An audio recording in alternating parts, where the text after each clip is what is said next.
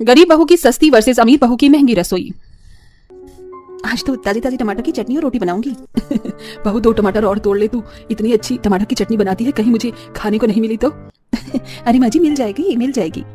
श्वेता अंदर जा रही होती है कि ट्रक की आवाज सुन श्वेता का ध्यान भटक जाता है। सामने वाली अमीर पड़ोसन राधिका 2 लड़कों से घर में बड़े वाला माइक्रोवेव रखवा रही थी। अरे ध्यान से हाँ, टूटना नहीं चाहिए। मेरी अमीर रसोई की शोभा इस माइक्रोवेव से अब और बढ़ जाएगी। अरे श्वेता तुम देखो देखो, मेरे घर में एक और महंगी चीज आ रही है, वो भी मेरी महंगी रसोई के लिए। पर अफसोस की बात, तुम्हारी रसोई तो इतनी बड़ी है ही नहीं, वरना तुम भी ये सब चीज मंगाती। तुम्हारी रसोई में सस्ती चीजें होंगी ना, जैसे कि छोटा सा फ्रिज या फिर कुछ और। नहीं राधिका जी, मेरे घर में ये नहीं है। पीसने के लिए सिलबट्टा है और फ्रिज रखने की मुझे जरूरत ही नहीं पड़ती। मिट्टी का मटका है मेरे पास। तुम गरीबों की रसोई में यही सब हो सकता है। और राधिका जी, मुझे आपके जैसे इन महंगी चीजों की जरूरत नहीं पड़ती है। अब सस्ती रसोई है तो तुम्हें इसकी जरूरत पड़ भी नहीं सकती।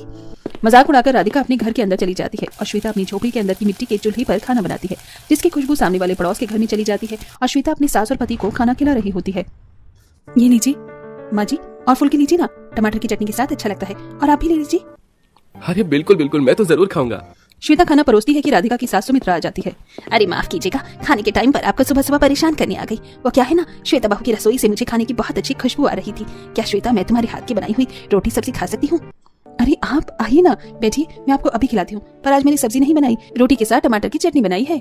कोई बात नहीं श्वेता बहू, तुम वही दे दो। और अभी तो आप सब लोग बैठकर खाना खा रही हो, तो मैं आपको और परेशान नहीं करूंगी। मैं घर पर खा लूंगी, तुम कटोरी में दे दो। ये लीजिए सुमित्रा आंटी। सुमित्रा बहन, ऐसे आते रहिएगा।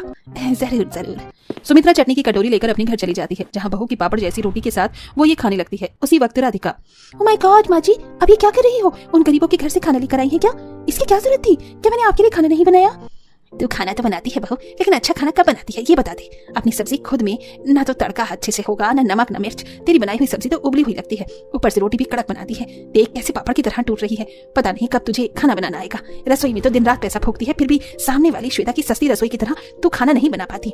किस चीज की कमी है तेरे पास ये बता दे। तू आज भी तूने माइक्रोवेव मंगा लिया? माँ जी अभी ताने देने का टाइम नहीं है, खाना खाने का टाइम है। अभी खा लो, और आपको गरीब सस्ती रसोई का खाना खाना है तो वो भी खा लो। मैंने पिज्जा बनाया है, ये भी चख लीजिए।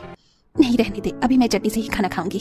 माधव अपने काम पर चला जाता है और शाम को श्वेता अमीर बहू के घर आती है, जहाँ सास बड़ी सी स्क्रीन पर टीवी देख रही होती है। नमस्ते आंटी जी, वो मैं कटोरी लेने आई थी। हाँ बहू, तुम अंदर से कटोरी मांग लो, राधिका रसोई में ही है। राधिका रसोई में ओवन में चीज भर कर बना रही थी, साथ ही अपनी अमीर रसोई में एसी जलाकर फोन चला रही थी। राधिका जी, मुझे मेरी कटोरी चाहिए थी। अरे तुम, हाँ यही रखी है वो तुम्हारी अजीब सी करीब वाली कटोरी। अच्छा यहाँ तक आई हो तो मेरी अमीर रसोई में भी देख लो। बार बार तुम्हें मेरे घर में आने का मौका कहाँ ही मिलता होगा। वो देखो माइक्रोवेव तो आज लाई हूँ, इसीलिए उसमें बर्गर बना रही हूँ। और वो मेरा डबल डोर फ्रिज है, ये मेरा मिक्सिंग ग्राइंडर है, ये मेरा रोटी मेकर इलेक्ट्रॉनिक अप्लायंस है। मैं तो एक बटन दबाती हूँ और सारा काम झट से हो जाता है। ये देखकर तुम्हारा भी मन कर रहा होगा ना कि काश मेरी भी सस्ती रसोई नहीं महंगी रसोई होती। नहीं राधिका, मैं अपनी सस्ती रसोई में बहुत खुश हूँ। अगर ये सब देखकर मैं अपने मन में लालच ले आऊंगी तो मैं अपने घर में खुश नहीं रह पाऊंगी। अच्छा मैं चलती हूँ। और एक बात, जब सारा काम आपका एक बटन दबाकर हो जाता है तो आप क्या करती हैं? इस बात का राधिका के पास कोई जवाब नहीं होता तो वो मुंह बना लेती है। इतने में श्वेता अपने घर चली जाती है और अपने छोटे से घर में वही खाना बनाती थी, वही सोती थी, जिस वजह से ज्यादा जगह न होने के कारण वो सो भी नहीं पाते थे। और कभी कभार तो ऐसा होता था कि घर में ही खाना बनाने से उसको खांसी भी आती है और गर्मी भी लगती है। हे भगवान बहू, गर्मी की वजह से तुझे कितने पसीने आ रहे हैं। काश हमारा घर बड़ा होता। माँ जी मैं सोच रही हूँ रसोई बाहर कर लूँ, छोटी सी रसोई हो जाएगी मेरी बाहर एक। ठीक है बहू।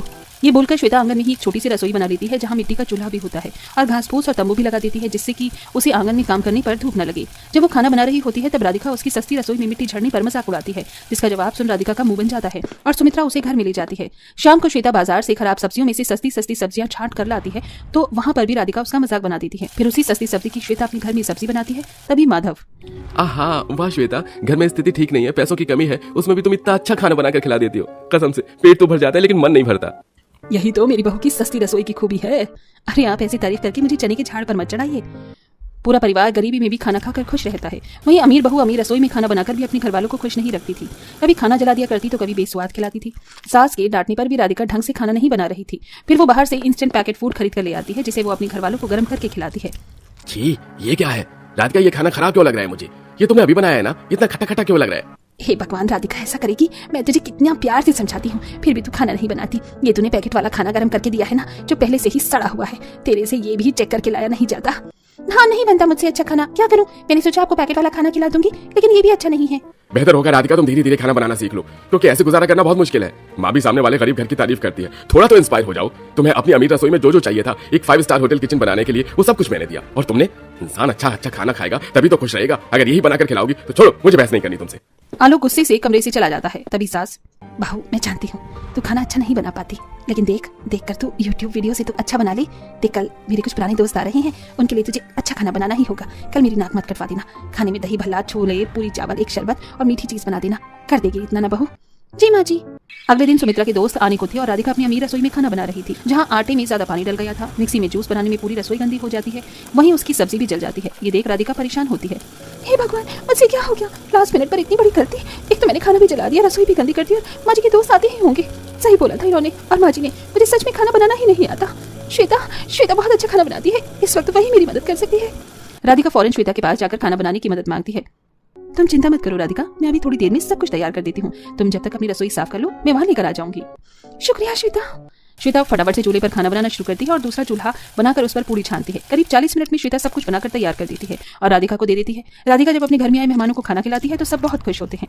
अरे वाह सुमित्रा, तुम्हारी बहू तो बहुत अच्छा खाना बनाती है। हाँ मुकेश, हाँ इतना अच्छा खाना तो मैंने किसी के घर पर भी नहीं खाया। जी आंटी जी, मैं इस खाने को खाते ही पहचान गई हूँ कि ये खाना श्वेता बहू ने बनाया है। आज भी राधिका फेल हो गई।